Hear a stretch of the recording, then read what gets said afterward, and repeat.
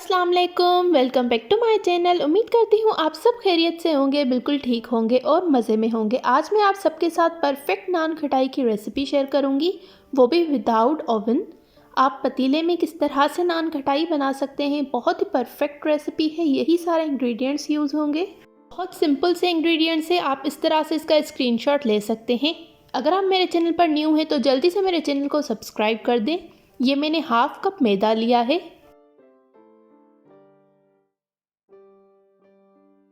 ये मैंने 1 table spoon सूजी ली है।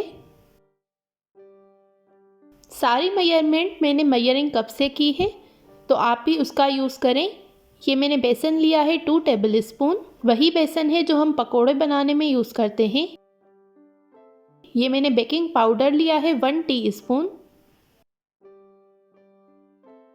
ये मैंने इलायची पाउडर लिया है, छोटी इलायची का पाउडर लिया है हाफ टी स्पून। इन सारी चीज़ों को अब मैं अच्छी तरह से आपस में मिक्स कर लूँगी। ये मैंने हाफ कप इसमें शुगर डाली है, पिसी हुई चीनी, और हाफ कप मैंने इसमें घी डाला है मेल्ट करके। घी को इसमें गरम यूज़ नहीं करना, रूम टेम्परेचर पर घी होना चाहिए। इसे अच्छी तरह से मैं 2 से 3 मिनट मिक्स करूँगी। मेरी इस रेसिपी से आप भी एक बार नान खटाई ज़रूर बनाइएगा, बिल्कुल परफेक्ट रेसिपी है। अगर आप एग्जैक्ट मेजरमेंट के साथ बनाएंगे तो आपकी नान खटाई बहुत ही ज़्यादा अच्छी बनेगी। अब ये घी और शुगर वाला जो मिक्सचर था वो मैं उस ड्राई मिक्सचर में मिक्स कर लूँगी। अभी जब मैं ये रेसिपी बना रही हूँ तो इस वक्त जो वेदर है वो सर्दियाँ हैं बहुत ज़्यादा, इस वजह से ये जो घी और शुगर वाला जो मिक्सचर है वो बिल्कुल थिक है। अगर आप इसे गर्मियों में बना रहे हैं तो इसका ये जो टेक्सचर है वो बिल्कुल भी इस तरह से थिक नहीं होगा, तो आपको बिल्कुल परेशान नहीं होना, ये वेदर की वजह से है। अब मैं इसको अच्छी तरह से मिक्स कर लूँगी। ये एक डो बन जाएगा। इसे मैं अच्छी तरह से मिक्स करके फिर आपसे मिलती हूँ। इसे मैंने अच्छी तरह से मिक्स कर लिया है, ये एक डो बन गया है। अब मैं इसमें 4 बादाम कट करके इसमें डाल दूँगी। इसे अच्छी तरह से मिक्स कर लेना है।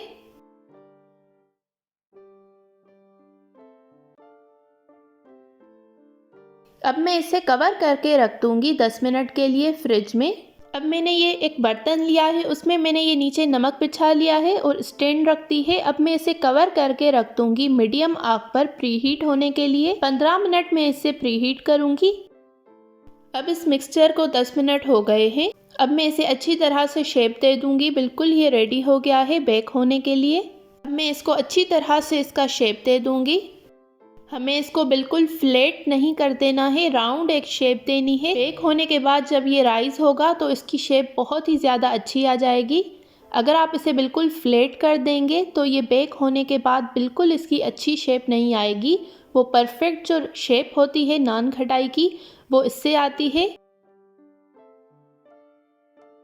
अब मैंने ये एक ढक्कन लिया है, उस पर ये मैंने फॉइल लगा दिया है।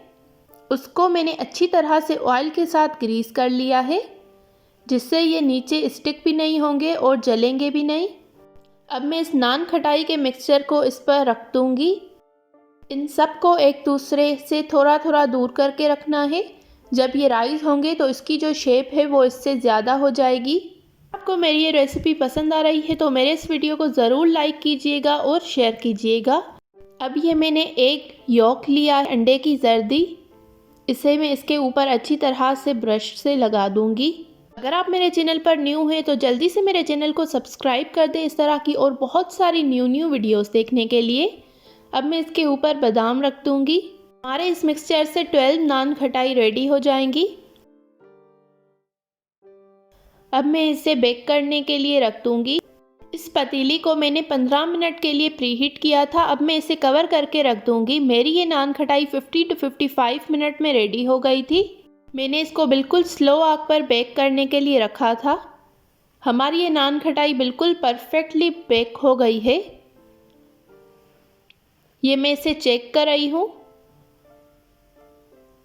ये स्टिक बिल्कुल इसके अंदर अब नहीं जा रही है। पहले भी मैंने चेक किया था, वो पहले कच्चा था। इसे परफेक्ट बेक होने के लिए 50 to 55 मिनट्स लगे थे। कितना टाइम किस चीज़ को बेक होने के लिए लगता है ये आपके बर्तन पर डिपेंड करता है। मेरा जो बर्तन था वो बहुत बड़ा था, इस वजह से बहुत ज़्यादा टाइम लगा था इसे बेक होने के लिए। अगर आपका छोटा बर्तन है तो आपको कम टाइम लगेगा।